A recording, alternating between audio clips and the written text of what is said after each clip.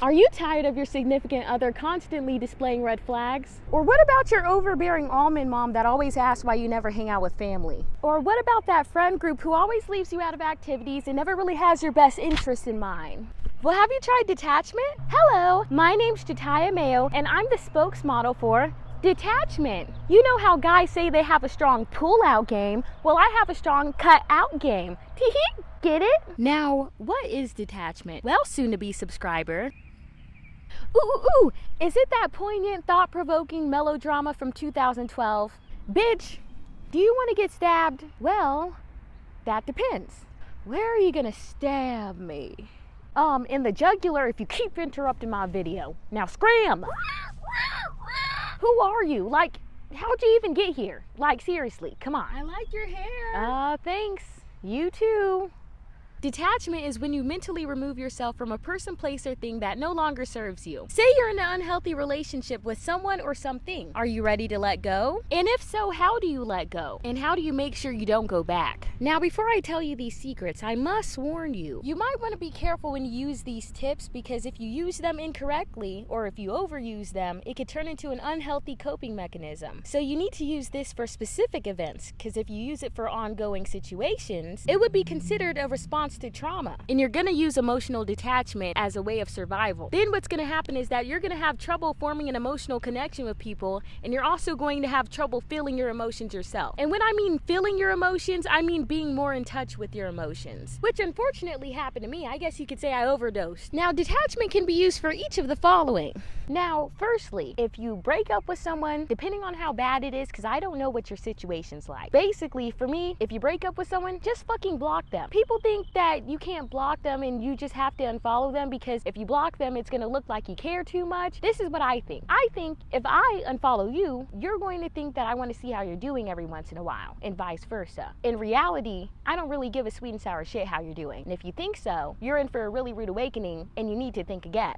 Hello? You want to block them to solidify that your connection with this person is truly over. You just unfollowing them is signifying that you're not really over this connection and you're giving them a gateway for them to contact you again, which means you're not really trying to get over this. So I don't even know why you're watching the video. Just go buy some $5 love spell off of Etsy or something. Also, if you unfollow, it's kind of laughable because you're looking like you're trying to be nonchalant, but if you really want to be nonchalant and not really look like you're caring, you wouldn't be doing anything at all. If you didn't care, your mind would be occupied on other things. But guys, unpopular opinion, it's okay to care because we all care. Secretly, you need to put a mental list together, or you could write it out, of all the things you didn't really like about your significant other. Remember why you guys broke up. Remember how they made you feel. Do you ever want to feel like that again? No.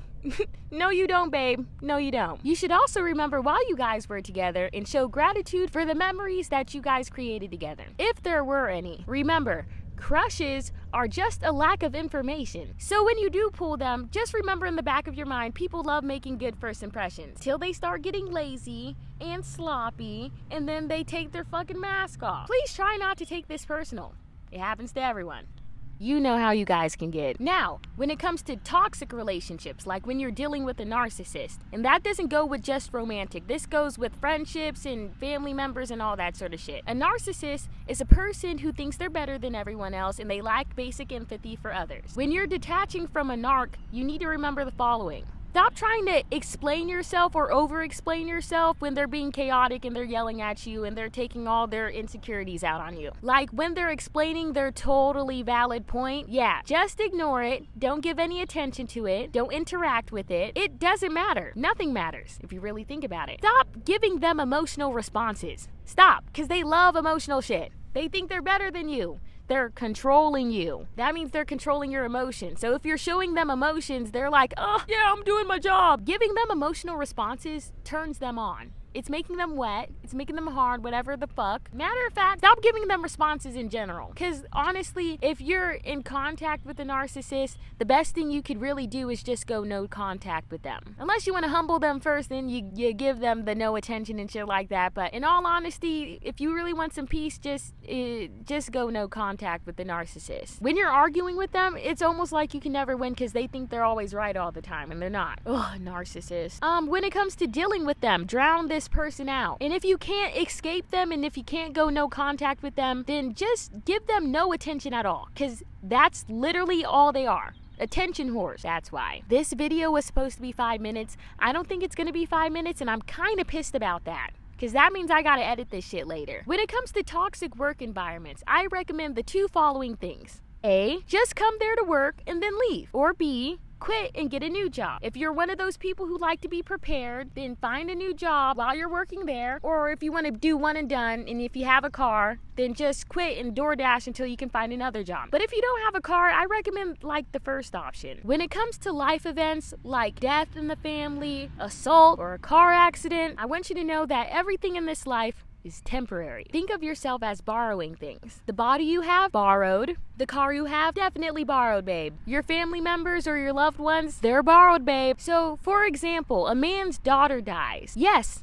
that is sad, absolutely. But the man's daughter wasn't his in the first place. The man's daughter was only there for a certain period of time, and then it was time for her to go. It was time for the daughter to be returned back into the universe, which is originally where she came from, and that's where she belongs. When someone you love dies, think of it as you're returning your favorite VHS tape back to the store, and the store has a 1 rental only policy. Now, when it comes to assault or a car accident, which, fun fact, I've actually dealt with that in a 4-hour time span in 1 day. It's a little complicated when things like that happen, because you're thinking to yourself, why are all these bad things happening to me? Ladies and gentlemen, no one ever wants to hear this, but it's the truth. Everything happens for a reason. Things could happen to teach you something, to warn you about something.